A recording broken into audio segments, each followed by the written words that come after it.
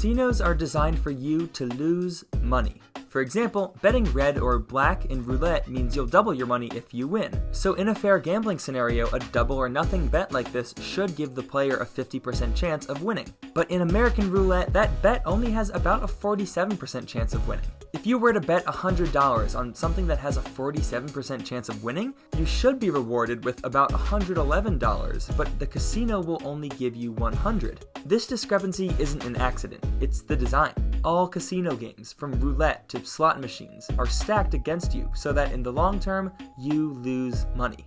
And this really shouldn't be too surprising. If casinos didn't have this statistical edge, then they would go out of business. Knowing that casinos are designed like this, I was pretty shocked when I stumbled across a casino game that doesn't follow this statistical design principle.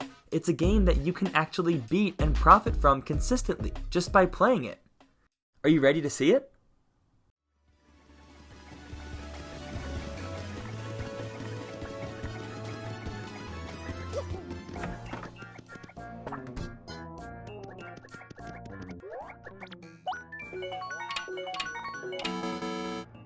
Of course, I am talking about the Pianta Parlor's slot machine in the 2004 GameCube game Paper Mario: The Thousand-Year Door. What else could I have been talking about? Recently, I was playing Paper Mario because it's one of the greatest games ever made, and I went into the casino, the Pianta Parlor. Entering the Pianta Parlor isn't required to complete the game's main story in any way, it's just a fun little side thing you can do. Now, because I know how casinos are designed, which is making money off games that favor the house, I was curious how quickly I would lose all my money if I played for a while. I traded in my money for some tokens like you do in a real casino, and I hit the slots. But after a while of playing the slot machine, I noticed something odd. I wasn't losing money. I was actually slowly gaining money. This was confusing because casinos aren't supposed to work like this. You're supposed to lose money over a long period of playing, not earn it. So I wanted to understand the mathematical odds of winning on this slot machine to see if it actually was designed incorrectly, or if I had just gotten lucky and psychologically convinced myself that this machine was favoring me. First, we have to understand how this machine works. There are 3 options for each slot: a picture of Don Pianta, the mafia boss who owns the casino, a star, and a 7. Matching 3 Piantas gives you 3 tokens, matching 3 stars gives you 15, and matching 3 7s gives you 100. It also costs 1 Pianta to play each time, so if you match 3 stars, you've won 15 Piantas but only profited 14. So then I had to figure out what the odds of rolling each of these symbols were. Perhaps unsurprisingly, I couldn't find this information online because I don't really think anyone else in the world cares about this. So what I did was test it out myself. I decided I was going to do a ton of trials, 3,000 in fact, in order to find an empirical approximation for the percentages of rolling each symbol. Before I share the results of my 3,000 trials of data, I want to note something important. I was playing this slot machine in a very specific way every time. I was stopping each wheel immediately after it started turning. If I didn't do this, these 3,000 trials may have taken much longer than they already did. I bring this up for 2 reasons. One, it's possible that if I had waited on different time intervals and done this more randomly, I may have gotten different statistical results. And 2, some folks online have raised the idea that it's possible to increase your odds of winning these slot machines by coordinating your button presses with visual and audio cues given off by the wheel. Some streamers have attempted to illustrate this by using these cues to roll 2 sets of 777 in just 5 minutes. It seems like these visual audio cues may be legitimate, but honestly, relying on cues wasn't the point of my experimentation. I wanted to see what would happen if I just rolled the slots without any specific intention or outcome in mind, and I hoped this would make it effectively random. Alright, so with these disclaimers out of the way, let's look at my data. A Pianta was rolled 1,630 times out of 3,000. A star was rolled 1,024 times, and a 7 was rolled 346 times. This translates to 54.33% of all the rolls, 34.13%, and 11.53%. Because the Pianta Parlor, again, is a non-essential minigame and not something meant to be overly complex, I assumed the odds of rolling these 3 symbols were actually 55%, 35%, and 10%. So the odds of rolling a Pianta is 55%, which means the odds of rolling 3 Piantas is 0.55 times 0.55 times 0.55, about 16.5%. This means on average we'd expect to win 16.5 times per 100 plays. Since rolling 3 Piantas gives you 3 tokens, this means we can find the amount of tokens we'd expect to win in 100 plays by multiplying our expected wins by 3. Overall, we can expect to win about 50 tokens from the Pianta tiles per 100 plays. Now let's do the same thing for the other 2 tiles. The star has a 35% chance of showing up, which means the odds of rolling 3 stars are about 4%.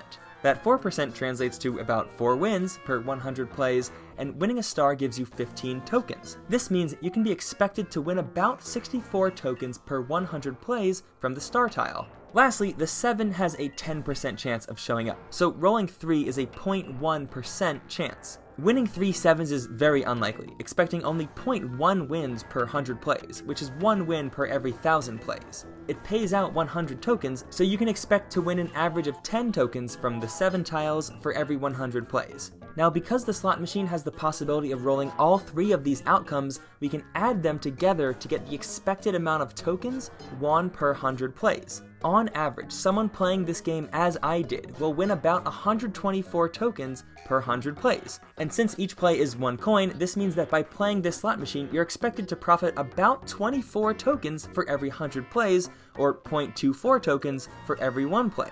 Imagine a slot machine where it costs $1 to play, and every time you win, you get $1.25. This slot machine would never exist in the real world because the casino would lose money. So why does it exist in Paper Mario? Was it a statistical oversight or an intentional decision made by Intelligent Systems, the game's developer? To address this, let's consider 2 factors. First, an actual casino does make or lose real money from people playing their slot machines, so their incentive is to tip the scales in the casino's favor. Intelligent Systems, however, doesn't lose or gain money based on how well you do in the slot machine within Paper Mario, so they really have no reason to make it unfair. I could see a company like EA offering microtransactions where you'd pay real money for extra tokens once you run out of in-game currency. In an instance like that, there would be an incentive to tip the slot machine scales against the player, but Intelligent Systems doesn't follow this philosophy. Well, at least not in 2004. Secondly, and most importantly, a casino being rigged in favor of you is just more fun. Who wants to spend their time repeatedly losing their in-game currency by playing a side quest type minigame? It's just much more fun for the player to win. And since we know that Intelligent Systems doesn't profit off of these specific casino slots, there's no reason to make it anything but fun for the player. After considering these 2 factors, it's clear to me that the ability to profit from playing these casino slot machines wasn't a statistical oversight, but rather an intentional decision to place fun over realism.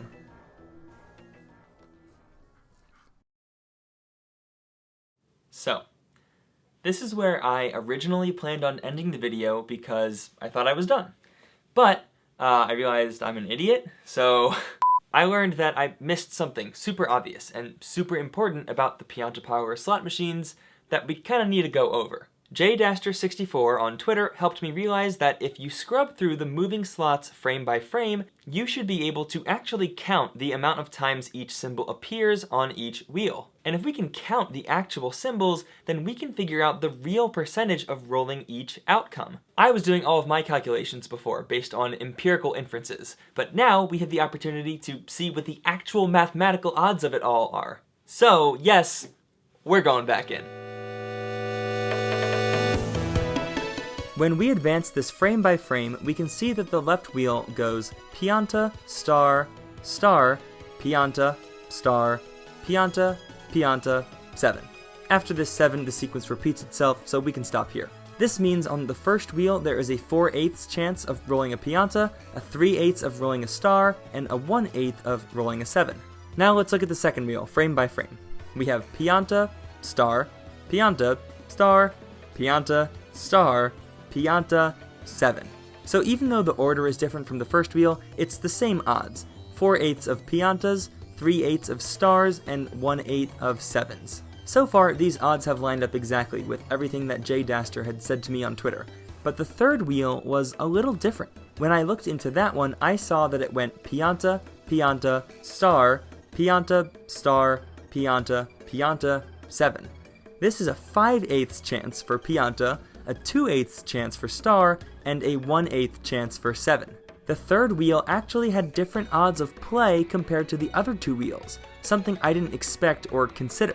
Now that we know the actual odds of rolling each symbol on each wheel, we can calculate, not guess, the true values for everything we've been looking at so far. For the Piantas, we're going to multiply 4/8 by 4/8 by 5/8 to get a 15.625% chance of rolling 3 Piantas. This is 15.625 wins for 100 plays, and since a Pianta win gives you 3 tokens, that translates to an average of 46.875 tokens won per 100 plays. For the stars, we'll multiply 3/8 by 3/8 by 2/8 to get a 3.516% chance of rolling 3 stars. This is the same amount of wins per 100 plays, and since a star win gives you 15 tokens, that translates to an average of 52.734 tokens won from the stars per 100 plays. Lastly, for the sevens, we'll multiply 1/8 by 1/8 by 1/8 to get a 0.195% chance of rolling 3 sevens. This is the same number of wins per 100 plays, and since a 7 win gives you 100 tokens, that translates to an average of 19.5 tokens won from the sevens per 100 plays. And just like with my empirical data, we can add these amounts together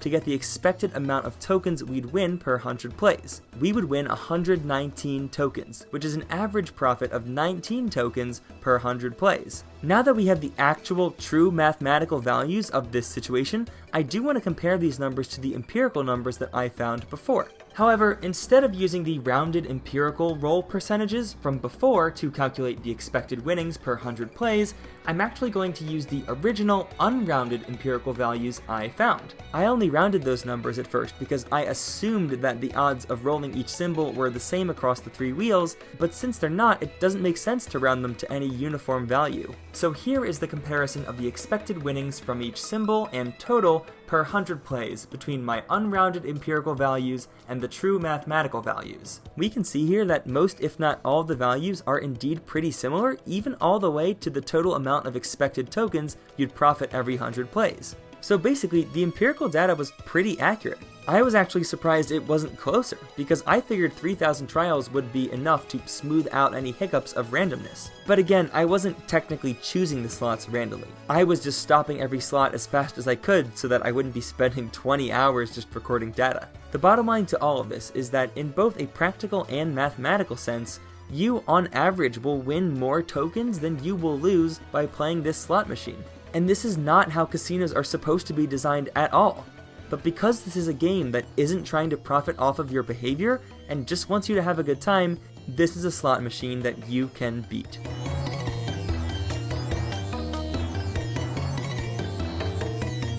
Special thanks to jdaster64 on Twitter. If it weren't for him pointing out that I could count the actual symbols in the slot machine, then this video would have been incorrect and less interesting. Thank you also to the Reddit users FastPuggo and UIJess for allowing me to use some of their footage in this video. And last but certainly not least, thank you to the patrons who support me on Patreon. These individuals got to see different versions of this video as well as the video early. You can see their name is credited here and in the description, and they get other perks as well.